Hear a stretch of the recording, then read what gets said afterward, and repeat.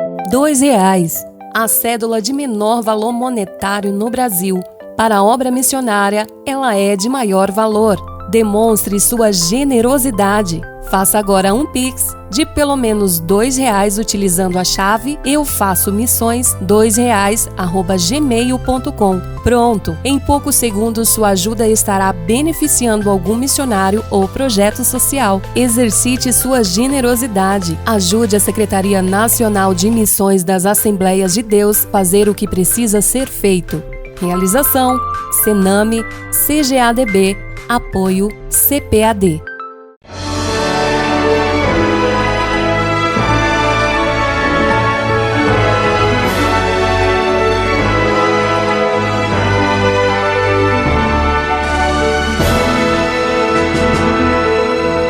Subsídios. Lições Bíblicas Adultos. Lição 12. Do julgamento à ressurreição. A paz do Senhor para todos os amados irmãos, no estudo de mais uma lição que se aproxima do final desse trimestre. É a lição de número 12, que trata sobre o julgamento até a ressurreição de Jesus. E o texto base é o que está em João, no capítulo 19, vários versículos ali, e também no capítulo 20, com os versículos 6 a 10. Eu vou fazer a leitura apenas de uns 4 versículos para servir de base para a entrada do assunto que nós queremos compartilhar com os irmãos sobre esta matéria.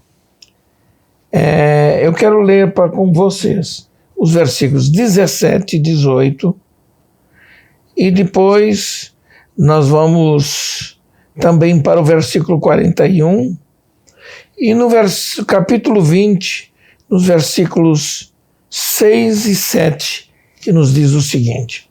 Olha o que diz o texto que você pode acompanhar na revista. E levando ele as costas à sua cruz, saiu para o lugar chamado Calvário, que em hebraico se chama Gólgota, onde o crucificaram, e com ele outros 2, um de cada lado, e Jesus no meio. Versículo 41, indo diretamente para o sepultamento, quando diz assim: e havia um horto naquele lugar onde fora crucificado, e no horto um sepulcro novo, em que ainda ninguém havia sido posto. No capítulo 20, a partir do versículo 6 e 7, diz assim: chegou, pois, Simão Pedro, que o seguia, e entrou no sepulcro, e viu no chão os lençóis, e que o lenço que tinha estado sobre a sua cabeça não estava entre os lençóis, mas enrolado num lugar à parte. Com a leitura dessa escritura que fizemos, podemos dar entrada à compreensão desse tema que queremos tratar com os irmãos. Após a última ceia da Páscoa que Jesus fez com seus discípulos, ainda no capítulo 17, Jesus ainda não tinha sido entregue nas mãos dos homens. Jesus, então, juntamente com seus discípulos, naquela ceia, diz a Bíblia, cantou um hino, que podia ser, quem sabe, um dos salmos, os quais faziam parte dos cultos naqueles dias nas sinagogas. No texto de 18 e versículo 1 está registrado por João que Jesus saiu com os seus discípulos para além do ribeiro de Cedron, onde havia um jardim com muitas oliveiras. Embora não se mencione o nome Getsemane ou Monte das Oliveiras, esse lugar era predileto de Jesus para orar e para estar a sós com seus discípulos. Jesus sempre ele dava ênfase e importância aos momentos de comunhão espiritual e social com seus discípulos. A oração de João 17 não foi feita neste jardim, mas foi feita na casa onde eles cearam juntos, celebrando a Páscoa, a ceia da Páscoa. É interessante notar também que nos capítulos 17 e 18 deste evangelho, Jesus, depois de ter dado o seu último discurso, o seu último sermão aos discípulos e tê-los preparado para o episódio da traição de Judas Iscariote, Jesus os preparou psicologicamente e espiritualmente para o que poderia acontecer. Foi que ele então resolveu ir pelo vale de Cedron e ali parou naquele lugar também chamado Jardim do Getsemane. Alguns chamam de Getsemane, abrasileiradamente. A pronúncia feita em hebraico geralmente é Getsemane. Neste lugar, neste jardim, o ambiente naquela madrugada parece ter se enchido de escuridão, de tristeza, de angústia. Porque os discípulos já sabiam que o seu mestre se entregaria nas mãos dos seus inimigos. Eles não sabiam como isso ia acontecer, mas sabiam que isso iria acontecer. Os soldados romanos e os soldados da guarda do sumo sacerdote Caifás e Anás, depois de terem comprado a traição por 30 moedas de prata, eles foram conduzidos exatamente pelo traidor, Judas Iscariotes, até o local onde Jesus estava com os seus discípulos. Ao chegarem no local do jardim, Judas deu-se a reconhecer Jesus e o beijou com um beijo de traição, indicando aos soldados romanos quem era de fato o Jesus que eles buscavam. Então os soldados o prenderam e dali já o levaram algemado até a presença do sumo sacerdote Anás para ser interrogado. E logo em seguida eles o esbofetearam e depois de o esbofetear e bater no seu rosto até derramar sangue, o levaram perante o governador Pilatos, que está lá no capítulo 18, nos versículos 28 até o 19, versículo 6. Muito bem. Ao chegar ali, Jesus foi sentenciado por Pôncio Pilatos. No capítulo 19, de 1 a 16, nós temos todo o enredo, toda a história contada dessa forma. No capítulo 18, de 33 ao 38, Pilatos, arrogante, mas um tanto apreensivo com a pessoa de Jesus, que não lhe parecia um bandido, não lhe parecia uma pessoa má, ele ficou extasiado diante de tudo aquilo, e no texto de 18:13, logo diz que, em primeiro lugar, Jesus foi levado perante o sumo sacerdote Anás. Mesmo que quem comandava o serviço sacerdotal era o seu genro chamado Caifás. Visto que Anás era muito respeitado pela casta sacerdotal, os soldados o levaram perante Anás. Na realidade, houve 2 julgamentos iniciais. Perante Anás, Jesus foi interrogado sem poder nenhum de decisão. E depois o julgamento com os membros do Sinédrio, no capítulo 26, versículos 57 ao 68. O Sinédrio entendeu que Jesus, de fato, deveria ser enviado a Pilatos. E Pilatos era o governador da província romana da Judéia. E a avaliação inicial que o sumo sacerdote Caifás fez não foi registrada por João. Mas Mateus registrou esse fato. E eles decidiram, os sacerdotes, sob a liderança de Caifás e Anás, decidiram que quem deveria julgá-lo para a morte deveria ser exatamente Pôncio Pilatos. E o levaram para ser julgado na casa, sede do governo da província de Pôncio Pilatos, no pretório, chamado Pretório de Comando da cidade de Jerusalém. Inicialmente, Pilatos questiona a acusação dos judeus. Questiona mesmo. Jesus havia sido preso pela madrugada e quando chegou pela manhã cedo, depois de ter passado pela casa de Anás e depois na casa de Caifás, que era o sumo sacerdote oficial, os judeus preferiram que a condenação procedesse da casa do governador Pilatos. Na verdade, estavam tirando o corpo fora para não assumirem a culpa do que pudesse acontecer. Por isso, levaram Jesus até Pôncio Pilatos.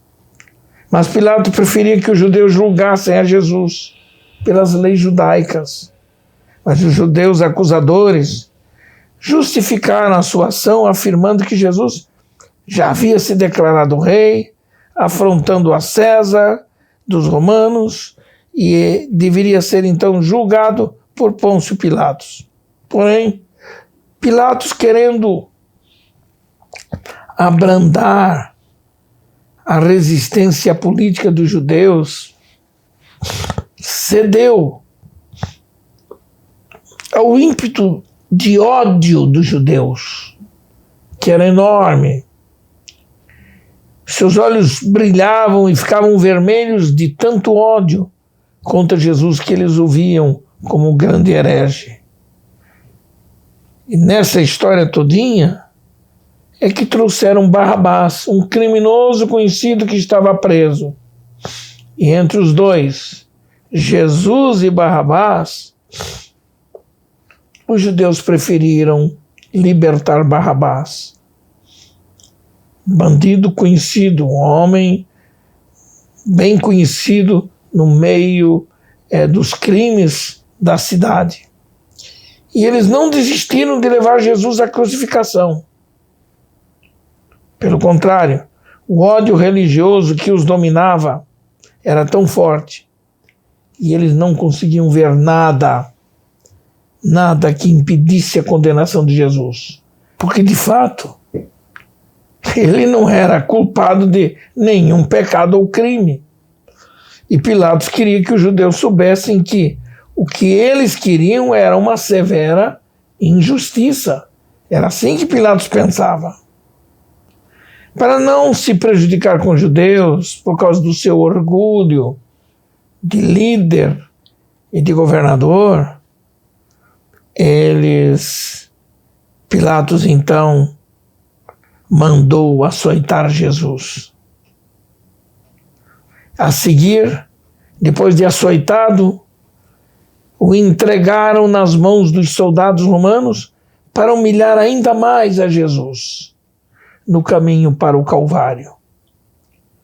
E os soldados, então, para zombarem dele como o Rei dos Reis, teceram uma coroa de espinhos pontiagudos e longos, feita com algum galho seco cheio de espinhos compridos, tirado de uma árvore chamada de ramos espina, que existia especialmente na Síria, no Líbano, e em algumas outras partes da Arábia. Então os romanos pegavam aqueles galhos e eles teciam aqueles galhos, deixando os espinhos compridos para fora, a fim de torturar os seus condenados. E por isso que eles tiveram a ideia de tecerem uma coroa de espinho para a cabeça de Jesus. Os romanos fincaram na cabeça de Jesus, provocando lesões terríveis que encheram a cabeça de Jesus com sangue que escorria. Portanto, feriram a sua cabeça, e sem compaixão nenhuma.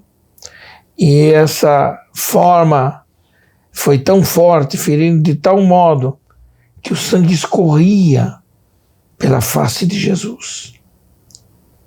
E ele, sentindo dores, segurava tanto quanto podia gritar ou fazer qualquer ato de desespero. Porém, essa era uma forma de zombar da realeza de Jesus. E é interessante que, segundo a flagelação romana utilizada para com os criminosos, geralmente eles tinham 3 modos distintos de aplicar o seu flagelo. O primeiro era um que eles chamavam de fustigatio. Fustigatio. Essa palavra era aplicada e significava o espancamento menos severo, geralmente por crimes leves que uma pessoa era acusada. O segundo modo de flagelo era o que chamavam de flagelatio.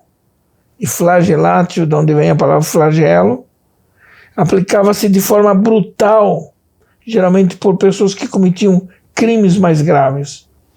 E por último, havia um modo chamado verbenatio.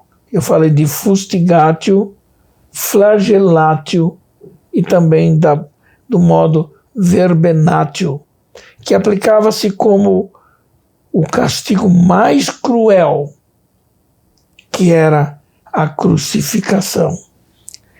Nesta terceira forma de castigo,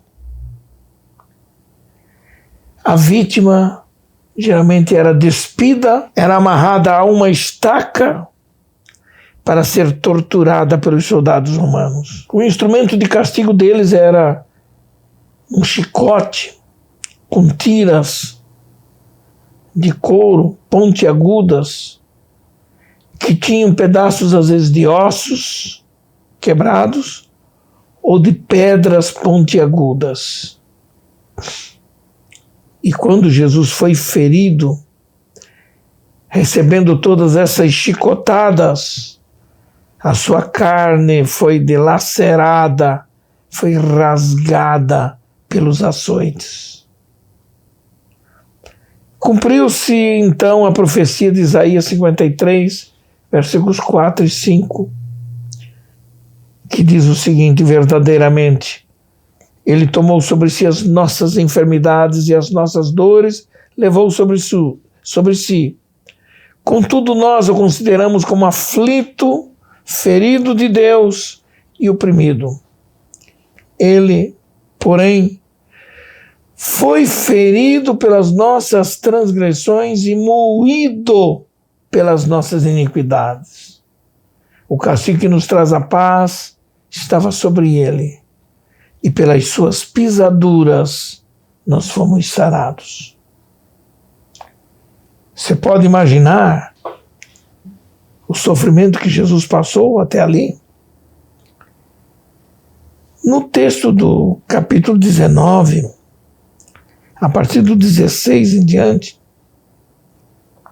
Jesus foi levado para o chamado modo verbenatio, em que se aplicava o castigo mais cruel, que era a crucificação. E nesse caminho para o Calvário, Pilatos, na verdade, um pouco antes, tentou evitar a crucificação e procurou soltá-lo até mesmo, mas ele não conseguiu evitar o castigo maior. Por fim, o versículo 16 do capítulo 19 diz assim: finalmente Pilatos o entregou para ser crucificado. E sob o açoite dos soldados, enquanto levava sua cruz até chegar ao Gólgota, lugar conhecido como lugar da caveira, porque o monte era uma colina de pedra em forma de um crânio e tinha sim uma certa aparência de uma caveira. Até o dia de hoje, quem vai naquela região consegue ver de longe esta colina de pedra que parece um crânio que tem a aparência de uma caveira. E até chegar ao Gólgota, os soldados aplicaram o terrível castigo, esse castigo identificado como verbenatio. A vítima tinha que carregar a sua cruz nas costas até o local da execução, andando pelos caminhos até subir naquele monte.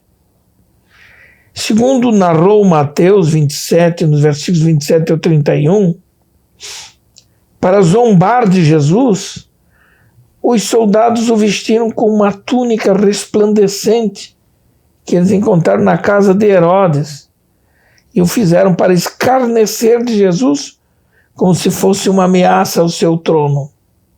Está lá em Lucas 23, 8 a 12, essa história. Mas Herodes, na verdade, devolve Jesus a Pilatos. Herodes não quis saber de ouvir Jesus, sem qualquer acusação que se pudesse comprovar. Pilatos, na verdade, estava numa situação que ele não sabia o que fazer.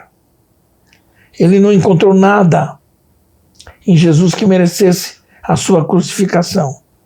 Mas Pilatos ainda assim não soltou Jesus e ordenou que os soldados o chicoteassem e depois o soltassem, entregando-o nas mãos dos soldados romanos até o local da crucificação.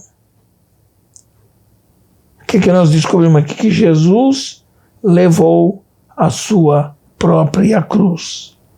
O versículo 17 é bem objetivo quando ele diz assim: e levando ele às costas a sua cruz.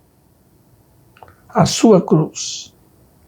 E nesse caminho até o Gólgota, Jesus foi golpeado, foi cuspido pelos soldados, pelos inimigos gratuitos de Jesus que estavam por ali, foi chicoteado e foi levado para fora da cidade. A crucificação não podia ser feita dentro da cidade, mas fora. E nesse caminho, corpo cansado, fragilizado pela dor, sem comer, sem beber, Jesus teve algumas quedas, porque estava sem forças para fazer a caminhada com uma cruz de madeira pesada sobre os ombros. É interessante que a cruz era feita de uma viga de madeira com um travessão na parte superior da viga vertical, que era levada pelo condenado até o local da execução. E a Bíblia diz que Jesus, então, foi levado até lá.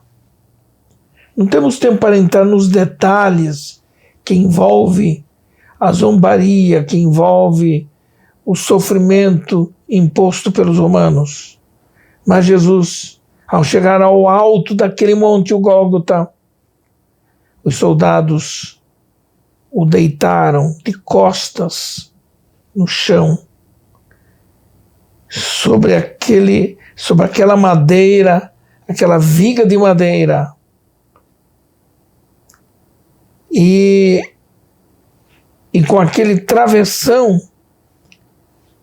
na linha horizontal, logo acima da cabeça, eles pregaram a Jesus com pregos agudos e grandes de ferro naquele travessão, à direita e também à esquerda. E fizeram isso horizontalmente. Esticaram os braços de Jesus para um lado, as pernas para baixo, pregaram com pregos agudos os seus pés e cada uma das suas mãos, dos seus braços. Quando levantaram a cruz para firmá-la no chão e pôr de pé, os pregos, ou seja, os cravos, em algumas versões, aparece assim: os cravos sobre as mãos e sobre os pés de Jesus, entranhados na carne entre os tendões, pareciam rasgar a sua carne totalmente. Lá em João 20, 25, é o que está escrito isso aí. É interessante perceber o que aconteceu. 20, 25, disseram-lhe, pois, os outros discípulos: vimos o Senhor. Mas ele disse-lhes: se eu não vir o sinal dos cravos em suas mãos, e não puser o dedo no lugar dos cravos, e não puser a minha mão no seu lado, de maneira nenhuma o quererei. Aqui, na verdade, já era depois que Jesus havia ressuscitado. Um dos discípulos teve dificuldade de aceitar aquilo. Ele sabia da realidade, mas teve dificuldade de aceitar. A verdade é que os pés da vítima eram amarrados ou pregados na barra vertical, e foi o que fizeram com Jesus. Nos evangelhos sinóticos, Mateus, Marcos e Lucas, alguns detalhes foram registrados. Já no texto de 19 e 18 de João, o Gólgota era um lugar público e as pessoas podiam assistir ao drama de horror a que os soldados romanos submetiam as suas vítimas. Ao lado de Jesus, à sua esquerda e à sua direita, 2 outros homens acusados como criminosos foram com ele crucificados.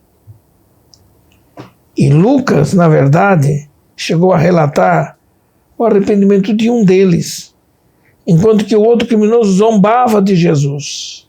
É interessante constatar que o profeta Isaías, mais uma vez no capítulo 53, versículo 12, escreveu o seguinte, dizendo: ele foi contado com os transgressores.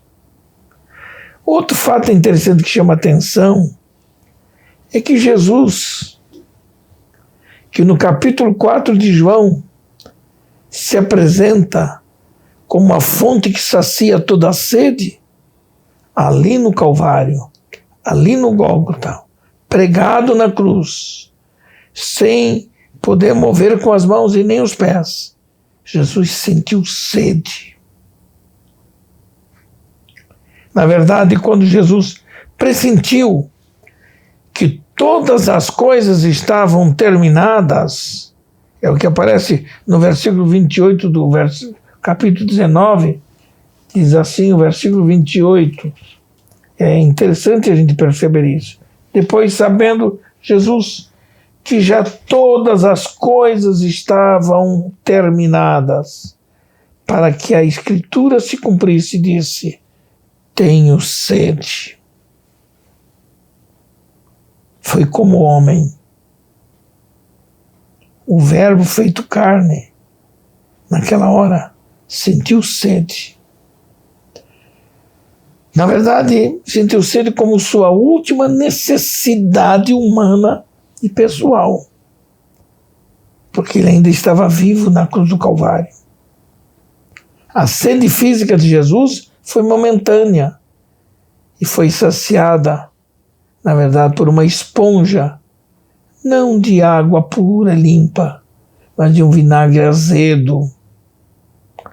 Sabia, na verdade, desse modo, que os soldados ofereceram para ele, ao pedir água para saciar sua sede, ele sabia que estava se cumprindo a Escritura e que aquele momento final como homem estava chegando.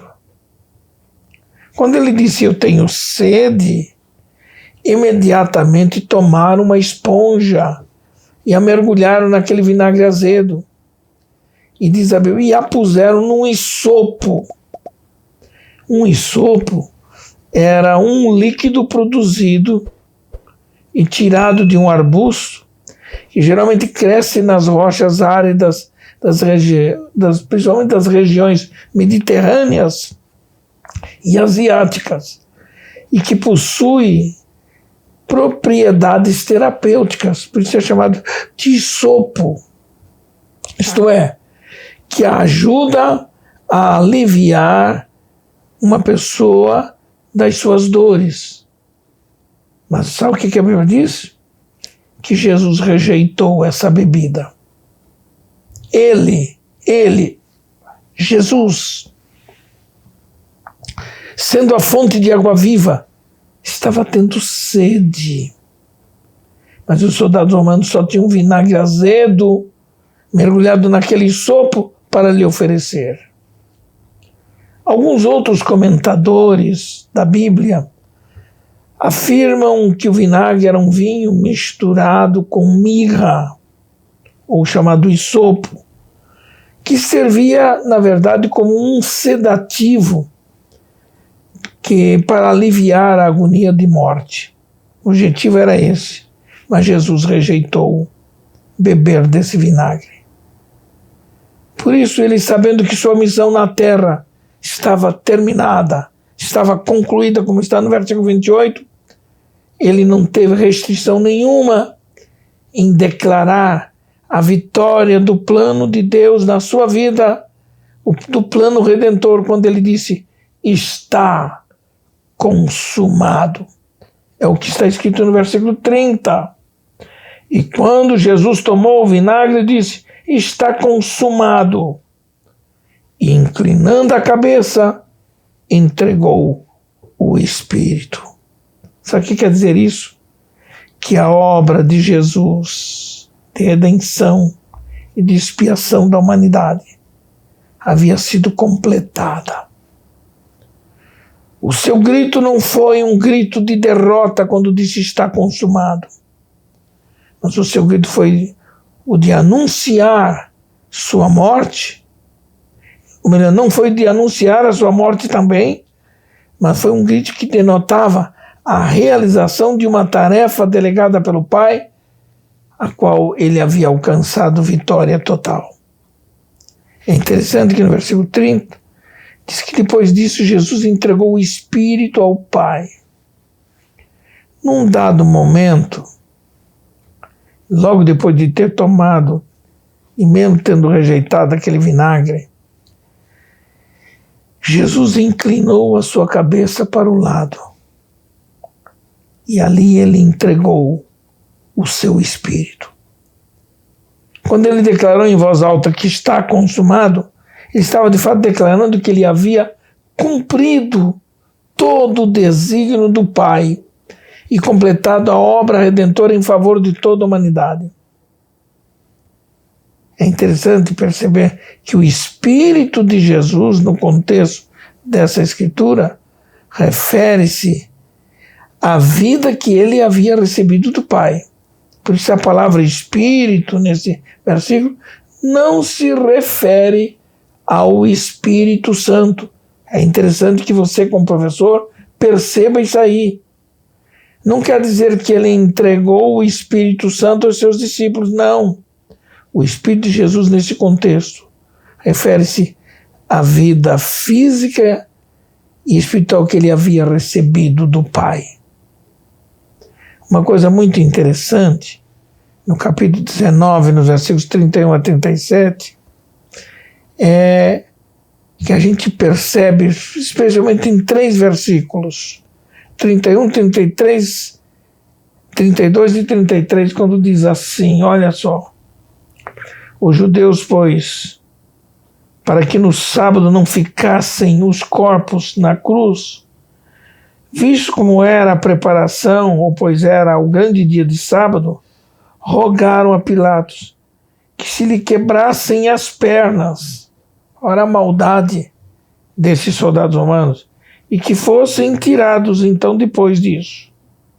Foram, pois, os soldados, e na verdade quebraram as pernas ao primeiro e ao outro que com ele fora crucificado. Mas vindo a Jesus e vendo-o já morto, não lhe quebraram as pernas.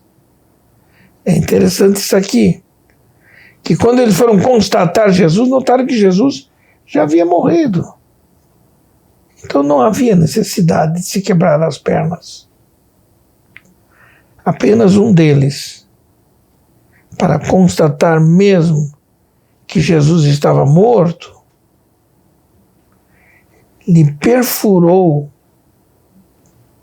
um dos lados do corpo de Jesus e diz que imediatamente saiu do lado de Jesus água e sangue, conforme está no versículo 34. Contudo, um dos soldados lhe furou o lado com uma lança e logo saiu água e sangue. É interessante perceber isso. A lei mosaica prescrevia que qualquer pessoa que fosse pendurada num madeiro como castigo não devia permanecer exposta durante a noite. Está lá em Deuteronômio, no capítulo 21, versículos 22 e 23. Porque essa pessoa que estava ali pendurada estava sob a maldição de Deus e por isso ela não podia ficar exposta. Isso era um ensino que Moisés dava ao povo de Israel. As autoridades religiosas dos judeus foram a Pilatos para que Pilatos ordenasse que se quebrassem as pernas dos crucificados, caso ainda estivessem vivos. Quando os soldados romanos foram averiguar o estado das vítimas crucificadas, somente os crucificados à esquerda e à direita estavam vivos. Por isso, foram-lhe quebradas as pernas para que morressem imediatamente. Lá em João 19, 36, estou fazendo questão de ler o texto para fortalecer isso aí. Porque isso aconteceu para que se cumprisse a escritura que diz: nenhum dos seus ossos será quebrado. Já estava se referindo à pessoa de Jesus. Eles não lhe quebraram as pernas. Em vez de quebrar as pernas, o soldado preferiu perfurar o lado de Jesus com uma lança. Por isso, tudo que restava era o sepultamento dessas pessoas mortas. E acontece uma coisa muito linda e extraordinária aqui. Havia um discípulo de Jesus, que era um discípulo discreto, que não aparecia. Ele nunca estava junto com os 12. Ele era chamado José de Arimateia. E ele procurava não aparecer, mas era um homem que reconhecia que Jesus era o Salvador de todos os homens. Então, foi ele que teve uma coragem especial e foi a Pilatos e pediu o corpo de Jesus para ser sepultado. Geralmente as vítimas de crucificações eram normalmente lançadas numa vala comum para criminosos e não era permitido prantear em público por esses mortos. José de Arimateia, que era um membro do Sinédrio judaico e era um homem rico, por ter medo dos judeus, ele evitava aparecer entre os discípulos. Mas ele foi capaz de superar seu medo quando tomou coragem para ir a Pilatos e pedir o corpo de Jesus para ser sepultado. A noção que o texto nos fornece indica que o túmulo onde Jesus foi sepultado não era distante do Monte Calvário, porque pertencia a um homem rico e proeminente na cidade, José de Arimateia. A partir de então, com Cristo sepultado naquela sepultura nova, cavada também numa pedra, então acontece o especial, que foi a ressurreição de Jesus. E a única coisa que podia se provar a ressurreição de Jesus, uma delas, era o túmulo vazio. No capítulo 20 e no versículo 1, logo nós temos dizendo isso. E no primeiro dia da semana, Maria Madalena foi ao sepulcro de madrugada, sendo ainda escuro, e viu a pedra tirada do sepulcro. Ou seja, aquela pedra redonda, pesada, que corria para fechar a entrada do sepulcro, estava retirada do seu lugar, não estava no lugar. E então aconteceu o que não se podia imaginar. Jesus aparece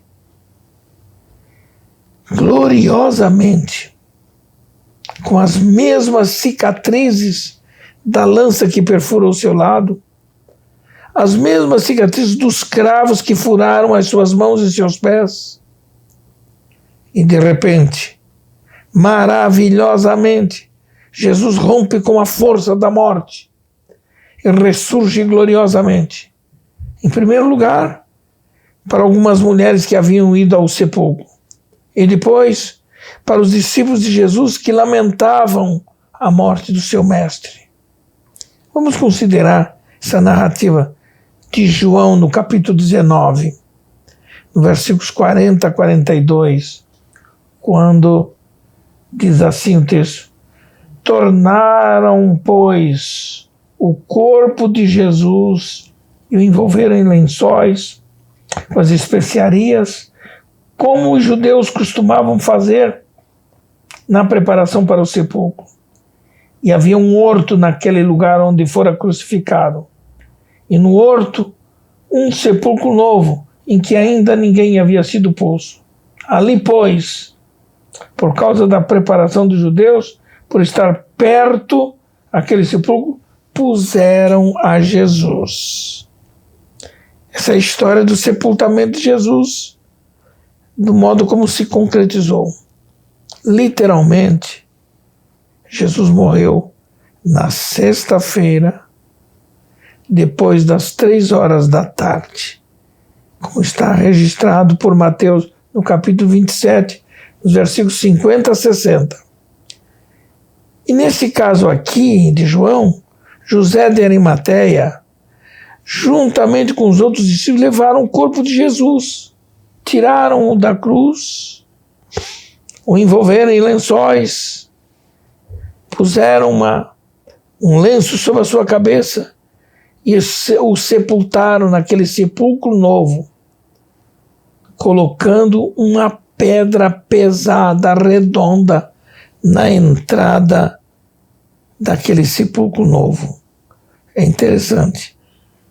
Quando nasceu o primeiro dia, que era exatamente no domingo, houve um terremoto localizado, onde estava o sepulcro de Jesus, e ali apareceu um anjo de Deus, que fez rolar a pedra e assentou-se sobre essa pedra. E Jesus, então, levantou-se do lugar onde estivera o seu corpo. O túmulo ficou vazio como testemunho vibrante de que Jesus havia ressuscitado de entre os mortos. Mas a constatação da ressurreição vai acontecendo de modo evolutivo e interessante.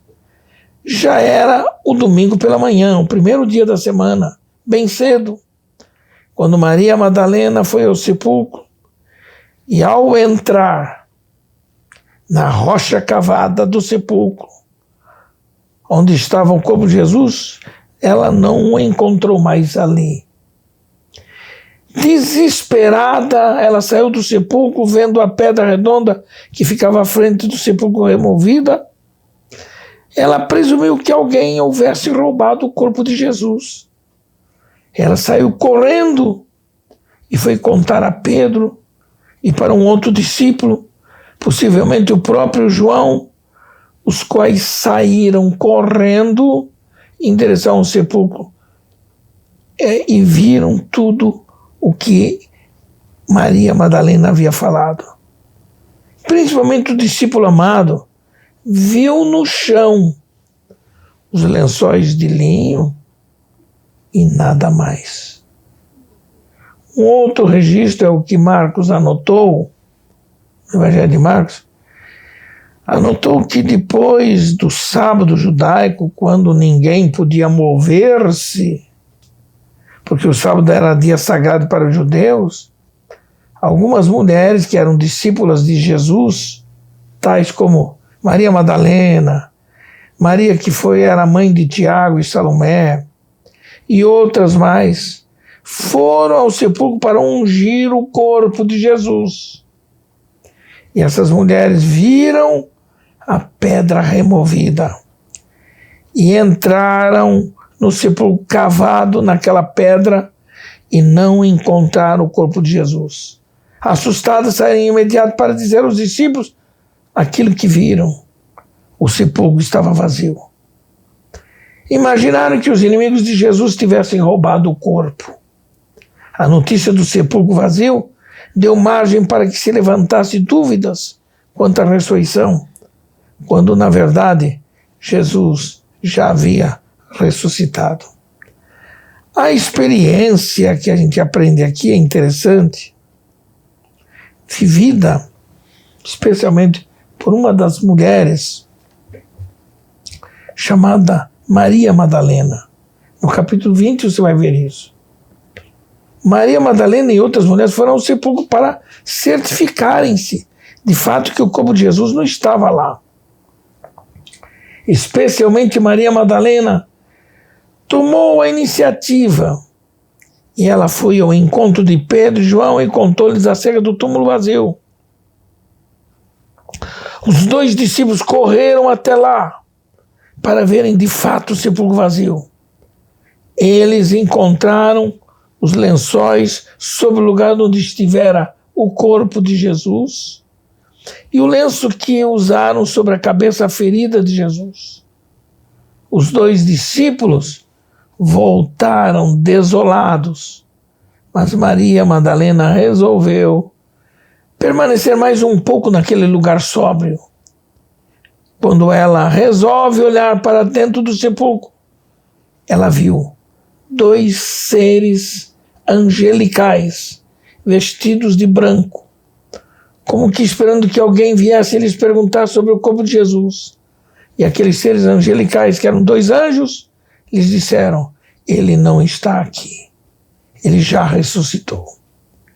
A alegria de Maria Madalena foi imensa e ela saiu correndo para anunciar aos discípulos. Agora permita-me dizer uma coisa. A fé cristã, ela tem sua base na ressurreição de Jesus. O apóstolo Paulo, ao falar da importância da ressurreição, escreveu aos Coríntios: ora, se pregamos que Cristo foi ressuscitado dentre os mortos, como dizem alguns de vós que não há ressurreição de mortos, e se não há ressurreição de mortos, também Cristo não ressurgiu.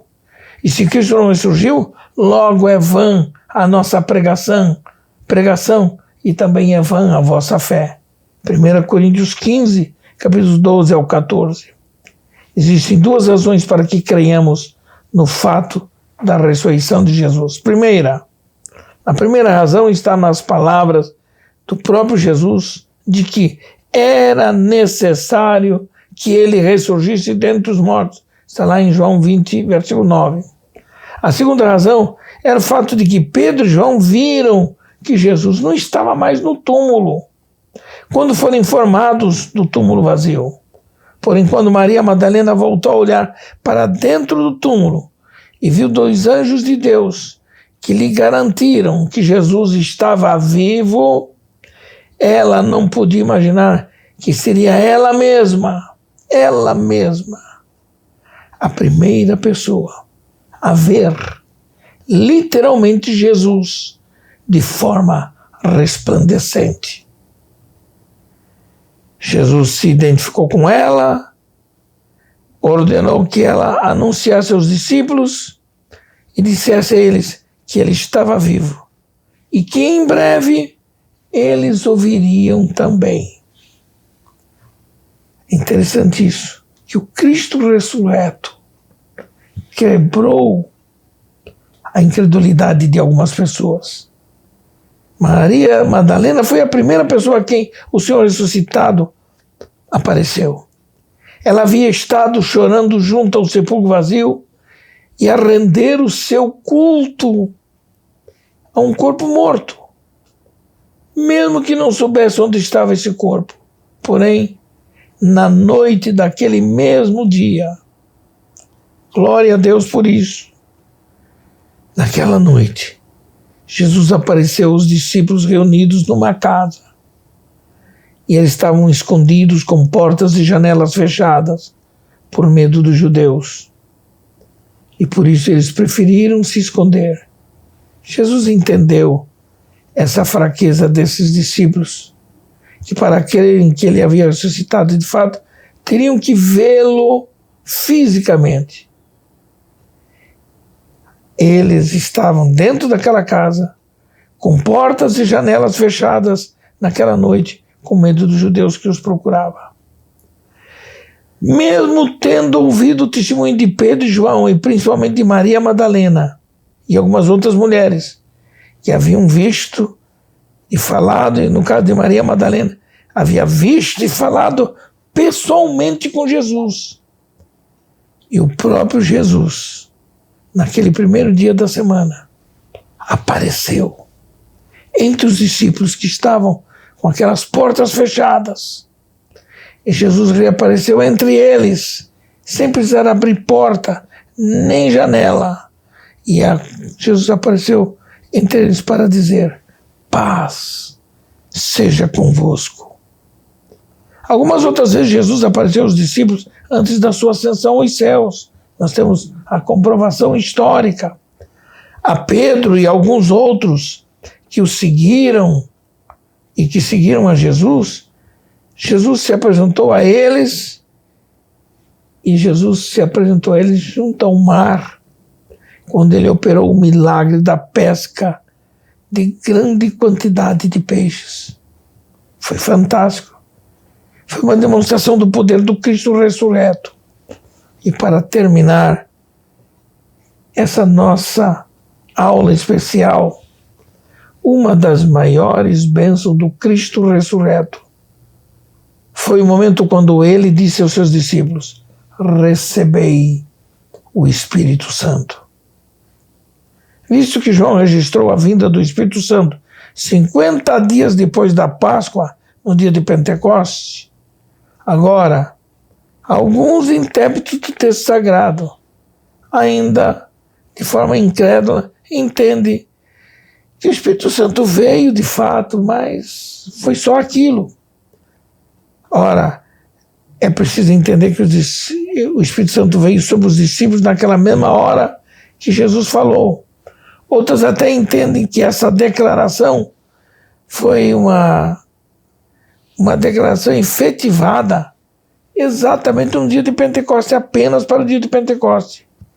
Não importa se o Espírito Santo veio imediatamente a palavra de Jesus quando disse: recebei o Espírito Santo, ou 50 dias depois. Não importa. O que importa é que o Espírito Santo veio para ficar na vida de todos aqueles que creem no seu nome e que o aguardam a sua vinda gloriosa um dia. É isso que importa para nós. sobre o Cristo ressurreto e a importância dessa mensagem. Deus abençoe a todos vocês, em nome de Jesus.